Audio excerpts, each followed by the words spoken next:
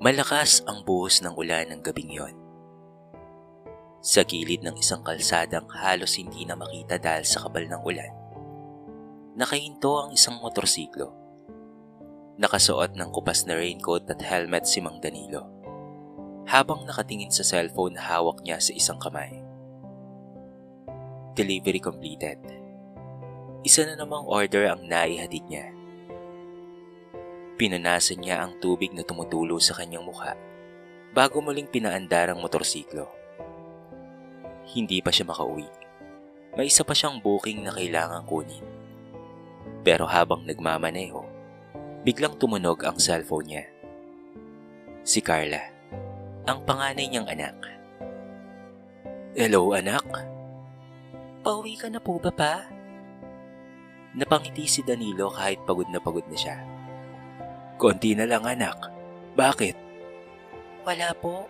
Hinihintay ka lang po namin." Napatingin si Danilo sa orasan.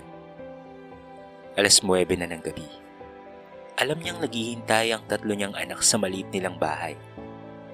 Si Carla ang panganay. Si Rebecca ang pangalawa. At si Allen, ang bunsong halos hindi pa marunong magtimpla ng sarili niyang gatas noon. 3 silang naiwan sa kanya matapos mawala ang ina ng mga ito. Hindi madaling tanggapin ni Danilo ang pagkamatay ng asawa. Matagal silang lumaban sa sakit nito. Naubos ang ipon nila. Nangutang siya sa mga kakilala. Maging ang ilang gamit sa bahay ay naibenta para lamang may pambayad sa gamutan. Pero dumating ang araw na kahit anong gawin niya, wala na siyang magawa pa. Namatay ang asawa niya, at mula noon, hindi na lamang siya naging ama. Kailangan niyang maging ina rin. Siya ang naghahanda ng almusal. Siya ang naghahatid at nagsusundo kapag may pagkakataon. Siya ang naglalaba. Siya ang nagluluto. At kapag natutulog na ang mga anak niya, saka lamang siya papasok sa trabaho. Delivery rider siya. Hindi kalakihan ang kinikita niya. Pero sapat na sana kung silang mag-asawa ang magtutulungan. Ngayon, mag-isa na lamang siya. Kaya bawat booking ay mahalaga. Bawat tip ay mahalaga. Bawat bariyang nauuwi niya ay may katumbas na pagkain sa bag. Pamasahe sa paaralan o bayarin sa kuryente. "Pa?" Naputol ang pag-iisip niya nang marinig muli ang boses ni Carla sa telepono. "Bakit, anak?" "May pagkain na po. Hinihintay ka lang namin bago kami kumain." Napabuntong hininga si Danilo. "Sige, anak, mauna na kayo.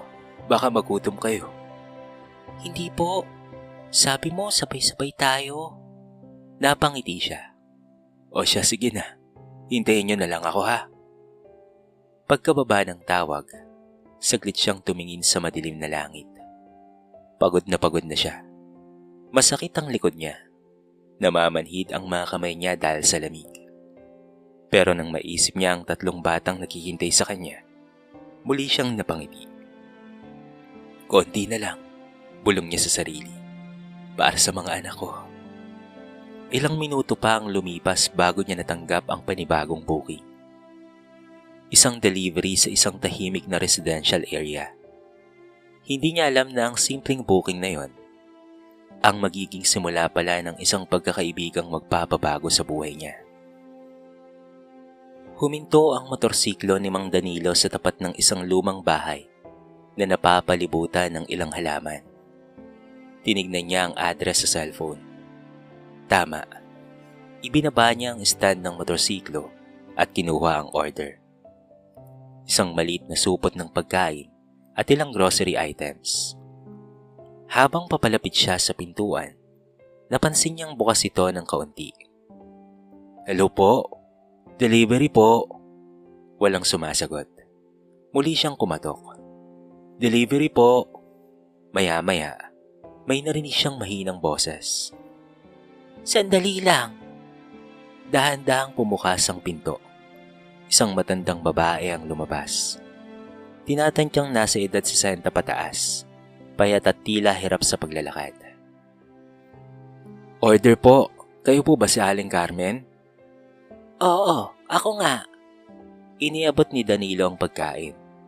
Ngunit habang kinukuha ni Aling Carmen ang supot, bigla nitong nabitawan ng isang maliit na plastic bag.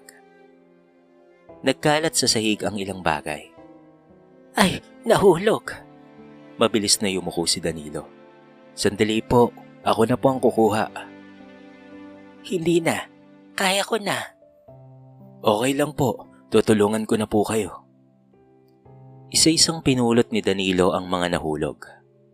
Nang matapos, iniabot niya ang mga ito kay Aling Carmen. Salamat sa iyo ha. Walang anuman po. Akala ni Danilo ay tapos na ang delivery niya. Ngunit napansin niyang tila nahihirapan pa rin si Aling Carmen na buhati ng ibang pinamili. Ma'am Carmen, saan po natin ilalagay? Doon lang sa kusina. Kinuha ni Danilo ang mga bag at dinala sa loob. Habang naglalakad, napansin niyang tahimik ang buong bahay. Walang ibang tao. Mag-isa lang po kayo dito. Ngayon lang. May mga anak ako pero may kanya-kanya na rin silang buhay. Tumango si Danilo. Hindi na siya nagtanong pa. Alam niyang may mga bagay na mas mabuting hindi na kinukulit. Pagkatapos mailagay ang mga pinamili, bumalik siya sa may pintuan. Magkano po ang lahat? Tinignan ni Aling Carmen ang pera sa kanyang pitaka. Isa-isa niyang binilang. Pagkatapos ay napailing siya. Sandali lang ha. Muli niyang binilang ang pera. Parang kulang ata ako. Napatingin si Danilo sa halaga ng order. Hindi naman kalakihan ang kulang. Pero alam niyang kailangan niya rin ng bawat piso. Kailangan niyang bumili ng bigas, may bayarin silang kuryente, at may 3 anak na naghihintay sa kanya. Gayunpaman, nang makita niyang nahihiya si Aling Carmen, ay ngumiti siya. Magkano po ba ang kulang? 20 piso. Sandaling natahimik si Danilo. Pagkatapos ay ngumiti siya. Ganun po ba? Sige po, ayos lang po. Sigurado ka ba?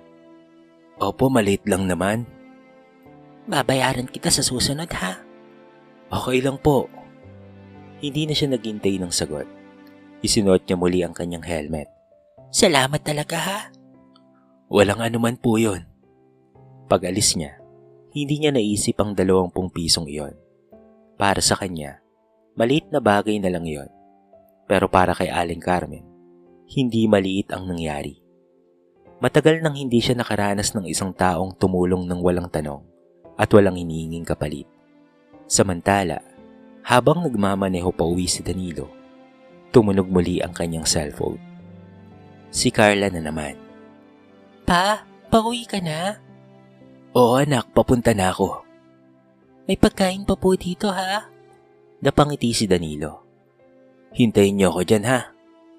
Pagdating niya sa bahay, agad siyang sinalubong ni Allen. Papa! Yumakap ang bata sa kanyang binti. Si Rebecca naman ay tumakbo papunta sa kanya. Pagod ka na po pa? Medyo pagod na rin anak. Kinuha ni Carla ang bag ng kanilang ama. Halika na po, kain na po tayo. Umupo silang 4 sa maliit na bag. Simple lamang ang kanilang pagkain. Pero sa gabing iyon, parang sapat na iyon kay Danilo.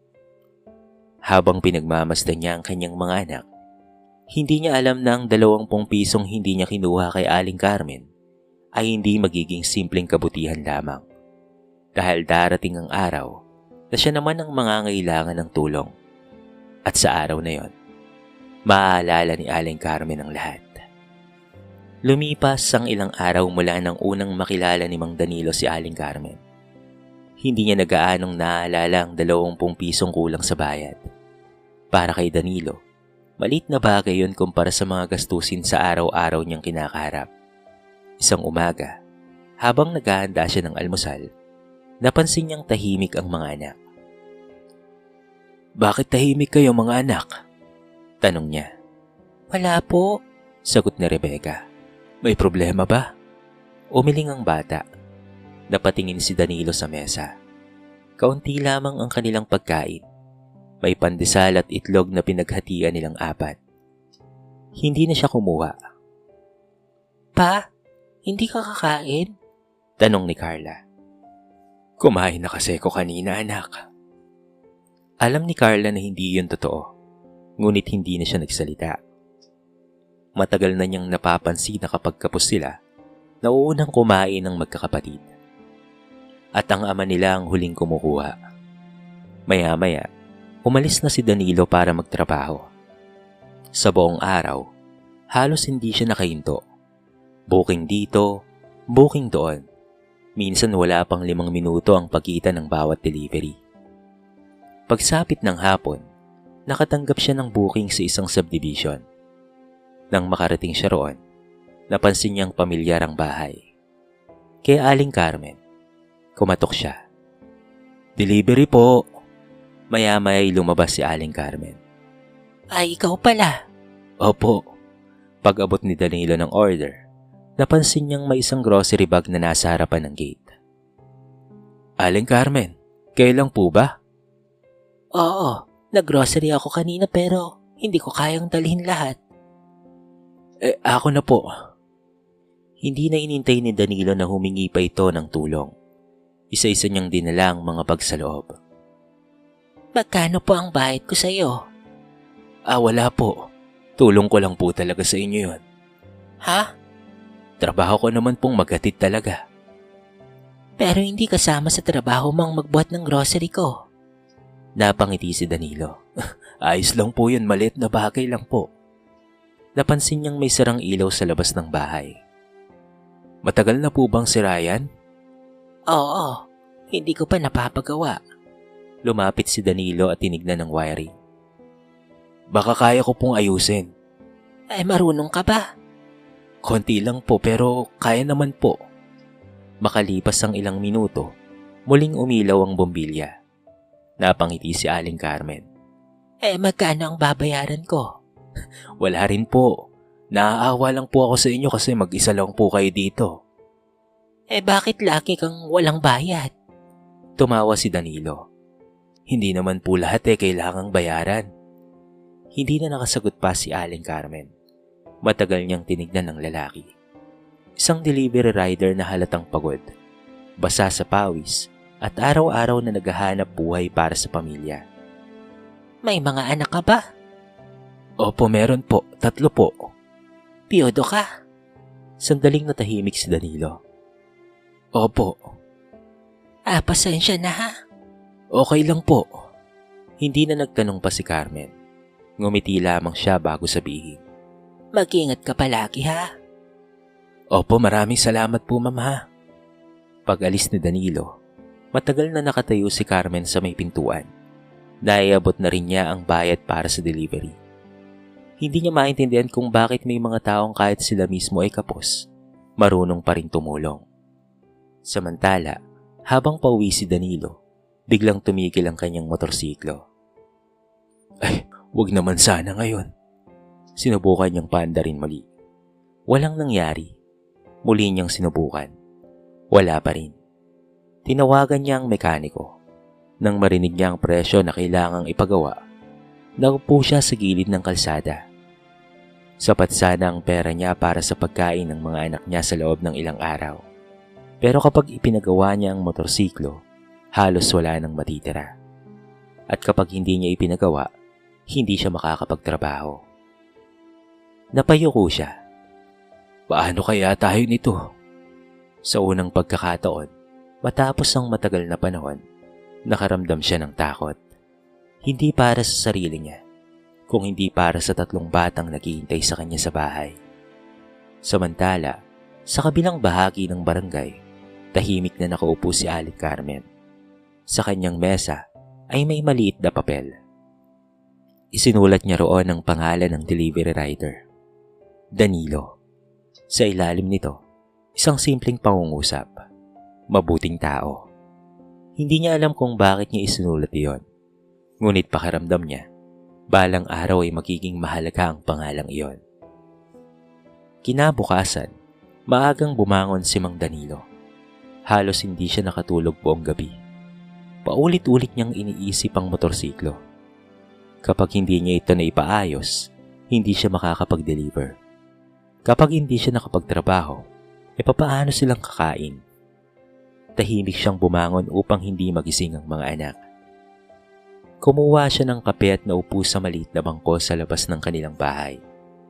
Binuksan niya ang kanyang pitaka at ilang daang piso na lamang ang laman. Tinignan niya ang pera. Pagkatapos ay tumingin siya sa loob ng bahay. Nakahiga roon sina Carla, Rebecca at Allen. Hindi pwedeng sumuko, bulong niya. May 3 akong anak. Bandang 6:00 ng umaga, nagising si Carla. Pa?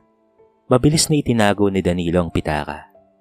Oh, gising ka pala anak. Opo, hindi ka pa po natutulog? Natulog naman ako. Napatingin si Carla sa ama. Pa, may problema po ba? Ngumiti si Danilo. Wala naman anak. Ayusin mo na lang ang mga kapatid mo ha. Magluluto tayo. Ngunit hindi kumbinsido si Carla. Alam niyang may problema. Nang araw na yon, pinilit pa ring ayusin ni Danilo ang motorsiklo. Nagpunta siya sa mekaniko. Medyo malaki-laki ang gastusin, Dan. Magkano naman? Binanggit ng mekaniko ang halaga. Napayuko siya. Kulang ang pera niya. Malaki ang kulang. Pwede bang sa susunod na lang ang kalahati? Pasensya na, Dan ha. Kailangan ko rin kasi ng pambili ng pyesa. Tumango si Danilo. Ganun ba? Okay lang. Lumabas siya ng talyer na mabigat ang dibdib. Habang naglalakad siya pauwi, biglang bumuhos ang ulan. Hindi niya pinansin. Nagpatuloy siya sa paglalakad. Sa isip niya, ang 3 anak niya. Nang makarating siya sa isang madulas na bahagi ng kalsada, hindi niya napansin ang isang lubak na natakpan ng tubig. Bigla siyang nadulas. Nawala ang balanse niya. Kasabay noon, bumagsak ang motorsiklo. Napaupo siya sa kalsada at napasigaw. Masakit ang tuhod at braso niya. Agad niyang tinignan ang motorsiklo. Mas lalo siyang nanghina nang makita niyang may nabasag na bahagi nito. Ilang minuto siyang nakaupo roon. Hindi niya iniinda ang sugat. Ang iniisip niya ay kung papaano siyang makakauwi at kung papaano siyang muling makapagtatrabaho. Nang makarating siya sa bahay, agad siyang sinalubong ni Allen. Papa! Ngunit napahinto ang bata nang makita ang sugat sa kanyang braso. Paano yan? Wala lang ito anak. Lumapit si Carla. Pa? Agad niyang kinuha ang maliit na first aid kit. Umupo po kayo pa? Anak, huwag kang mag-alala, okay lang ako. Hindi ka okay? Maging si Rebecca ay lumapit. Masakit po ba? Ngumiti si Danilo. Kaunti lang naman, anak. Dilagyan ni Carla ng gamot ang sugat ng ama. Tahimik si Danilo.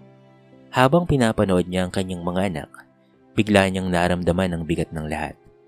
Hindi siya dapat magkasakit. Hindi siya dapat masaktan. Dahil wala nang ibang mag-aalaga sa kanila. Nang gabing iyon, matapos matulog ang mga bata, naupo si Danilo sa tabi ng kanilang maliit na mesa. Tahimik siyang umiyak. Hindi niya gustong makita siya ng mga anak. Panginoon, napayuko siya.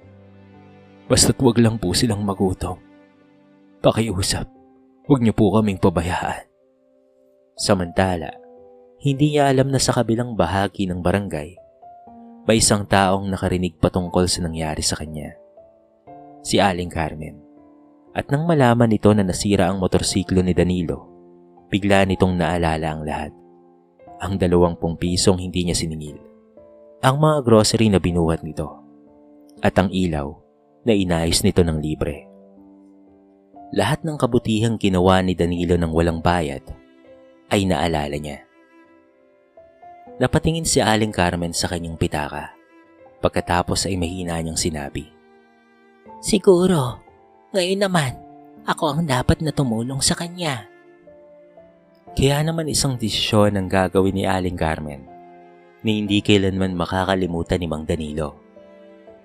Kinabukasan, maagang nagising si Mang Danilo. Masakit pa rin ang kanyang tuhod at braso. Ngunit higit na mas masakit para sa kanya ang makitang nakahiga lamang ang kanyang motorsiklo sa isang sulok ng bahay.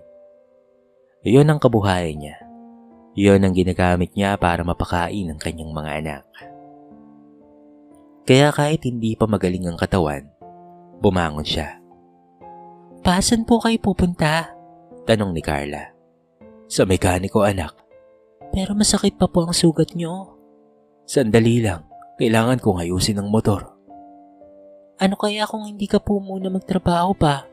Magpahinga ka po muna. Ngumiti si Danilo.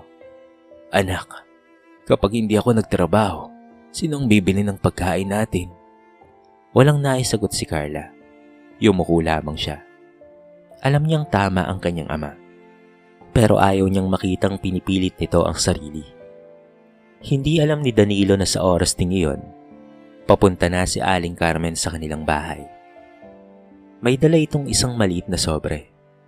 Hindi ito malaking halaga. Hindi rin ito kayang baguhin ang buong bahay ni Danilo.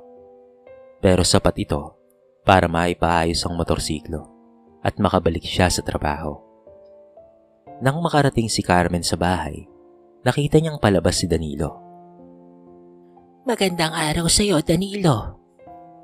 Napahinto siya. Aling Carmen? May pupuntahan ka? Sa mekaniko po. Sumama ka sa akin. Nagulat si Mang Danilo. Bakit po, Aling Carmen? May ipapakita ko sa iyo. Ayaw sana niyang sumama. Ngunit napansin niyang seryoso si Aling Carmen. Pagdating nila sa talyer, agad na nagulat si Mang Danilo. Aling Carmen, bakit tayo nandito? Ipagawa mo ang motorsiklo mo. Natigilan siya. Ha? Inilabas ni Aling Carmen ang sobre. Ito ang ipambayad mo sa mga piyesa at pagpapagawa. Agad na umiling si Mang Danilo. Naku, hindi po pwede. At bakit naman? Hindi ko po matatanggap. Ano ka ba? Alam kong kailangan mo to. Pero... Naalala mo ba? Noong kulang ako ng 20 piso? Napatingin si Danilo. Opo, naalala ko po. Hindi mo yan pinansin. Hindi mo ako pinahiya. Sinabi mong maliit lang na bagay yon. Tahimik si Danilo. Hindi ko rin yan nakalimutan. Aling Carmen, hindi ko naman ginawa yun para may kapalit. Alam ko. Ngumiti si Aling Carmen. Kaya hindi ito kapalit. Napayuko si Mang Danilo. Ito ay tulong. Huminga siya ng malalim. Pero nakakahiya po. Umiling si Aling Carmen. Mas nakakahiya kung tatanggihan mo ang tulong na kailangan mo dahil lamang sa hiya. Hindi na nakasagot pa si Mang Danilo. May 3 kang mga anak, hindi ba? Dagdag ni Aling Carmen. At alam kong hindi mo kayang makita silang magutom. Doon tuluyang nangilid ang luha sa kanyang mga mata. Paano niyo pong nalaman? Hindi mahirap malaman. Mahina siyang tumawa. Sa paraan mong magtrabaho, makikita mong may hinihintay kang umuwi. Tahimik na pinunasan ni Danilo ang kanyang mga mata. Maraming salamat po, Aling Carmen. Walang anuman. Pangako, ibabalik ko po ang tulong na ito. Umiling si Aling Carmen. Hindi mo kailangang ibalik. Pero... Gusto mong bayaran ako? Huwag sa akin. Napatingin si Danilo. Kapag nakabangon ka na, tulungan mo rin ang ibang taong nangangailangan. Natahimik siya. Ganun po ba? Oo, ganun lang. Ilang oras ding inayos ang motorsiklo. Nang umandar muli ang makina, parang may naibalik na pag-asa kay Danilo. Hindi pa rin madali ang buhay. May mga bayarin pa rin. May mga problema pa rin. Ngunit muli siyang makakapagtrabaho. Bago sila maghiwalay, hinawakan ni Aling Carmen ang balikat niya. Danilo, minsan hindi natin alam kung gaano kalaki ang epekto ng maliit na kabutihan. Napangiti si Danilo. Salamat po, Aling Carmen. Mag-ingat ka palagi, ha? Opo, mag-ingat po ako palagi. Maraming salamat po talaga. Pag-uwi ni Mang Danilo, ay sinalubong siya ng kanyang 3 mga anak. Gumagana na? Oo anak, ayos na. Gumagana na. Napatulon si Allen sa tuwa. Makakapagtrabaho na si Papa. Niyakap ni Danilo ang 3. At sa unang pagkakataon matapos ang ilang araw, nakaramdam siya ng gaan. Hindi dahil nawala ang kanilang mga problema, kung hindi dahil may isang taong nagpaalala sa kanya na kahit minsan ay pakaramdam niyang mag-isa siya, may mga taong handa pa ring tumulong at tinidinig ng Diyos ang bawat panalangin. Mula noon, mas lalo niyang pinanghawakan ng isang bagay. Ang kabutihang ginawa ng walang hinihinging kapalit ay hindi kailanman nasasayang. Dahil kung minsan, bumabalik ito sa oras na hindi mo inaasahan. At kung minsan rin, hindi lamang ikaw ang binabago nito. Binabago rin ito ang mga taong nakasaksi sa iyong kabutihan. Lumipas ang ilang mga taon. Hindi man naging biglaan ang pagbabago sa buhay ni Mang Danilo, pero unti-unti naman itong gumaan. Patuloy siyang nagtrabaho bilang delivery rider. Araw-araw pa rin siyang nakikipagsabayan sa init, ulan at trapiko. May mga araw na maraming booking at meron ding mga araw na halos walang kita. Pero may isang bagay na nagbago. Hindi niya na nararamdamang mag-isa siya. Lumalaki na sina Carla, Rebecca at Allen. Si Carla na dating batang naghihintay sa kanya gabi-gabi ay isa ng masipag na dalaga.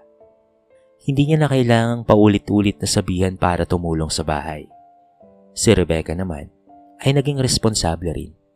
Kapag umuwi si Mang Danilo, madalas ay may nakahanda ng tubig at pagkain para sa kanya. At si Allen, na dati ay nakasunod lamang sa ama, ay marunong ng maghanda ng simpleng almusal. Isang araw, habang naghahanda si Danilo para pumasok sa trabaho, lumapit si Carla. Pa? Bakit anak? May recognition day po kami sa school sa Sabado. Napangiti si Danilo. Talaga ba anak? Opo. Anong oras naman yon? Binanggit ni Carla ang oras. Saglit na natahimik si Danilo. Sabado yon at kadalasan ay maraming booking. Pero nang makita niya ang mukha ng anak, agad siyang tumango. Sige anak, pupunta ako ha. Sigurado po? Sigurado anak.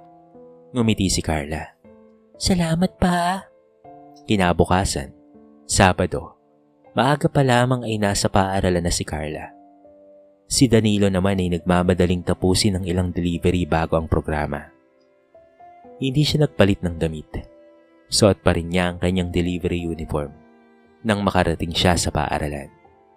Pagpasok niya sa covered court, nakita niyang nakaupo na ang mga magulang ng ibang estudyante. May mga nakabihis ng maayos, samantalang siya, pawisan at may helmet na hawak. Sandali siyang nahiya, sapagkat maraming nakatingin sa kanya. Ang iba ay natatawa pa. Ngunit nang makita niya si Carla sa entablado, nawala ang lahat ng kanyang hiya. Tinawag ang pangalan ng anak. Lumakad si Carla papunta sa harapan. Isang medalya ang isinabit sa kanyang leeg. Pagkatapos ng programa, mabilis itong lumapit sa ama. Pa? Niyakap niya si Danilo. Proud po ba kayo sa akin, pa? Proud na proud ako sa iyo, anak. Napakagaling mo. Alam niyo po ba, pa? Napangiti si Carla habang hawak ang medalya. Naalala niyo po nung sinabi ko sa iyo na darating ang araw na hindi ka na kailangang magpakahirap mag-isa? Tumawa si Danilo. Oo anak, naalala ko yun. Darating rin po yun, pa. Napayuko si Danilo upang itago ang kanyang mga luha. Basta't mag-aaral kayong mabuti anak ha. Yun lang ang gusto ko. Ang makapagtapos kayo. At maging maayos ang mga buhay nyo. Habang nag-uusap sila, may isang pamilyar na boses mula sa likuran. Danilo! Paglingon niya, nakita niya si Aling Carmen. Ngumiti siya. Aling Carmen, kayo po pala. Lumapit ang matanda. Malaki na ang mga anak mo. Kaya nga po eh. Masipag silang lahat. Opo, masisipag po ang mga yan. Sila po ang dahilan kung bakit hindi po ako sumusuko. Nag-usap sila ng ilang minuto. Naalala ni Carmen ang unang araw na nagkita sila. Ang delivery, ang 20 pisong kulang. Ang grocery at ang sirang ilaw. At ang araw na siya naman ang tumulong kay Danilo. Ngunit sa pagkakataong iyon, napagtanto niyang hindi na mahalaga kung sino ang unang tumulong. Dahil ang kabutihan ay hindi naman dapat sinusukat sa kung sino ang nauna. Kinabukasan, bago umalis si Danilo, nilapitan siya ni Allen. May hawak itong maliit na lalagyan ng pagkain. Pa, baon niyo po. Napangiti siya.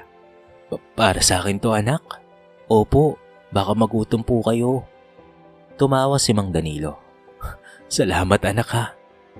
Sa simpleng sandaling iyon, naalala niya ang lahat ng pinagdaanan nila. Ang pagkamatay ng kanyang asawa, ang mga gabing wala silang sapat na pagkain, ang mga araw na gusto niya ng sumuko, at ang isang simpleng kabutihang ginawa niya sa isang taong hindi naman niya lubos na kilala. Hindi man siya naging mayaman, hindi man nawala lahat ng problema, pero nakatayo pa rin siya. Kasama ang kanyang 3 mga anak na dati ay musmus lamang at ngayon ay unti-unti nang nangangarap para sa kanilang kinabukasan. Muli nga siyang sumakay sa kanyang motorsiklo. May panibagong delivery na naman siyang pupuntahan. Pero sa pagkakataong iyon, alam niyang hindi lahat ng delivery ay patungkol sa pagkain, gamit o bayad.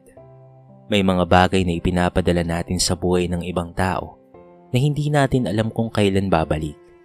Kabutihan, pag-asa, at pagmamalasakit.